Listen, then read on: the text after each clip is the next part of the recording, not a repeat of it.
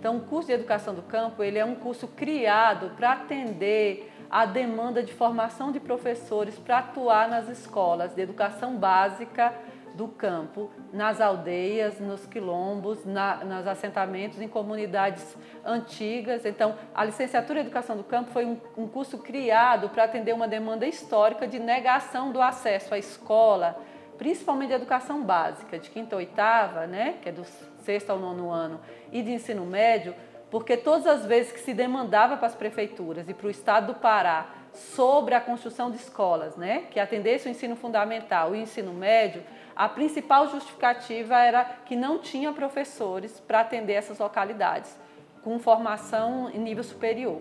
Então, o curso de Licenciatura em Educação do Campo ele foi criado nacionalmente, né, em 2007, para atender essa demanda pelo direito à educação dos povos do campo. Só que depois outros grupos, né, os povos indígenas e quilombolas, eles também começam a demandar e procurar esse curso. No início ele foi criado para atender as comunidades, né, ligadas à reforma agrária e também as comunidades antigas, né, vilas e comunidades antigas, principalmente porque nós não temos até hoje uma política que atenda a educação básica, né? A gente não tem escolas que atendem 5ª ou 8ª, o ensino médio.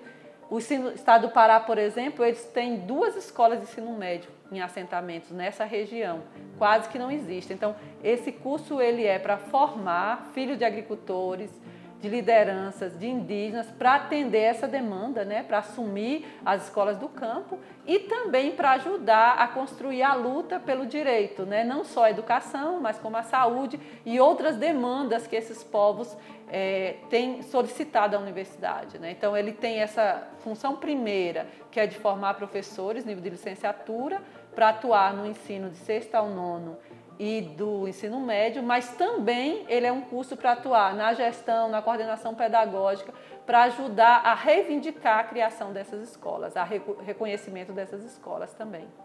A gente não entrou nem no SISU nem no Enem, por quê? Porque a maioria dos jovens que terminam o ensino médio no campo, a maioria eles têm que se deslocar, seja fazer através do Sistema Modular de Ensino, do SOME, seja através de fazer o EJA nas cidades como Marabá e em outros lugares, o ensino personalizado. Então, a gente criou um processo seletivo especial, do PSE, para fazer a seleção desses jovens, desses professores que atuam nas comunidades. Então, a gente tem primeiro uma redação, primeira fase é uma redação, e uma segunda fase que é composta de entrevista, né? E também eles têm que mandar documentação que comprove, né, a escolaridade, o vínculo com a comunidade, que eles moram nessas áreas, porque o curso ele é uma demanda específica, né? Então, ele tem um público para ser atendido. Esse público ele vai estar exposto nesse edital do processo seletivo. Então, anualmente, depois do SISU e depois do Enem, a gente faz um processo seletivo especial para a entrada desses estudantes aqui nesse curso. Então, o curso de Licenciatura em Educação do Campo, ele começa a ter um núcleo comum da formação e ele é ofertado em 4 ênfases. Então, é um curso único, mas ele se subdivide em 4, que é a ênfase da matemática, a ênfase das letras e da linguagem, a ênfase das ciências humanas e sociais e a ênfase das ciências agrárias e da natureza. Ele é pensado em 4 ênfases, com a formação interdisciplinar, porque a ideia inicial era que professores formados nesse curso poderiam dar aula de mais de uma disciplina. Quem é formado em ciências agrárias da natureza pode dar aula de ciências, né, no ensino de 6º ao 9º ano, como pode dar aula de química, física e biologia. Quem é formado na área da matemática vai poder atuar no nível fundamental e no nível médio. Quem é formado na área CHF vai poder dar aula de história e geografia.